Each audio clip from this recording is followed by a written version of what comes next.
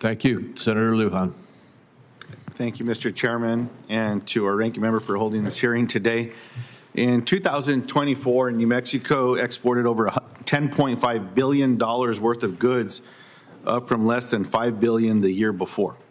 Over 60% of those exports last year went to Mexico and were worth over $6.5 billion. Mr. Greer, I appreciated our conversation yesterday about your priorities and thoughts regarding the United States Trade Representative Ambassador's role in directing trade policy in this country and its impact on our economy and American workers. As you know, the 2026 USMCA review is approaching, and President Trump has threatened tariffs on Mexico. What specific changes to the agreement would you advocate for? Thank you, Senator, and I also appreciated our conversation yesterday in your office, and I know that being a border state that gives you unique insight into our relationship with Mexico, which, as you also acknowledged, is complex, across not just trade, but security, foreign policy, et cetera.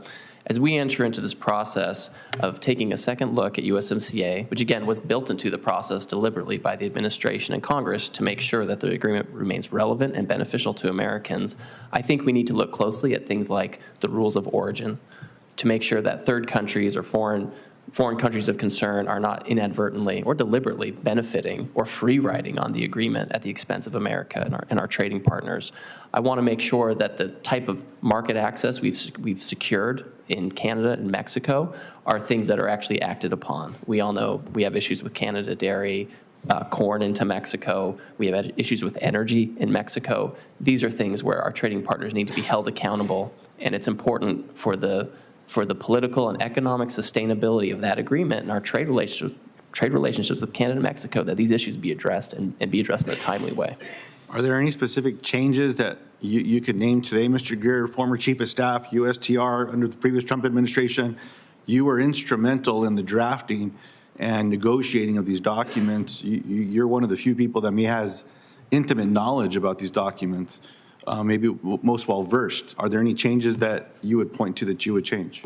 Yes, I certainly would. I think I would want to, I mentioned the rules of origin. I think we should look at the rules of origin for automobiles and aerospace and other things. And I think we need to look and see if we need to have any kind of restriction on, content or value added from foreign countries of concern or non-market economies, countries that benefit from unfair trading practices or subsidies, and somehow get their content into goods that are going across the border, and they benefit from the agreement without taking any obligations. And so I think it would be worthwhile for us to look, working with the unions, working with industry, working with our exporters, to see what we can do to make sure that the agreement benefits American workers and American businesses as opposed to businesses and workers in third countries. Would you protect or change the language surrounding the clauses in the trade agreement to workers as it's currently drafted? We worked closely in the first Trump administration with labor to develop what I think is the most ambitious labor chapter in any agreement. Senator Wyden, he helped develop a lot of that language, including the rapid response mechanism. So Mr. Greer, as my time is going to expire, would you protect that language? I would certainly protect it and see if we can improve it. I appreciate that. Now, given that Mexico is New Mexico's largest trade partner, how will you ensure that increased tariffs do not disrupt my state's economy? So something that's very important to look at, and again, we have history on this in the first Trump term, where we had a very aggressive and robust trade policy, where inflation actually went down over time, unemployment went down, and so as we're implementing, if I'm confirmed, I'm able to help implement a robust and pragmatic trade policy. At the same time, the administration is going to be implementing pragmatic energy policy, competitive tax policy, regulatory policy, permitting policy, and all of these things need to work together to result in growth across all demographics, which is something we achieved in the first Trump administration, and we can do it again.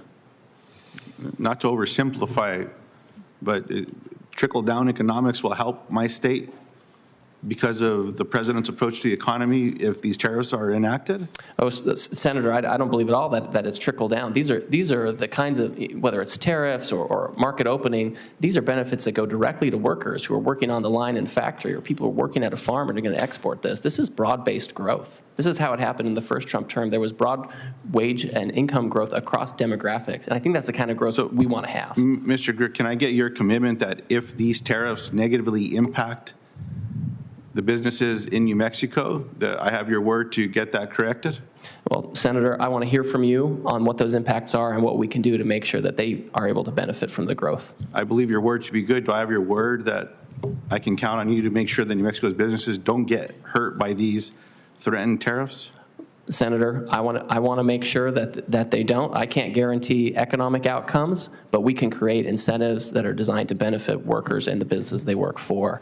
And I want to work with you to promote that and pursue that. We can't, I can't guarantee everything the market's going to do or that wages do, but we can do what we can to make sure it's broad-based growth.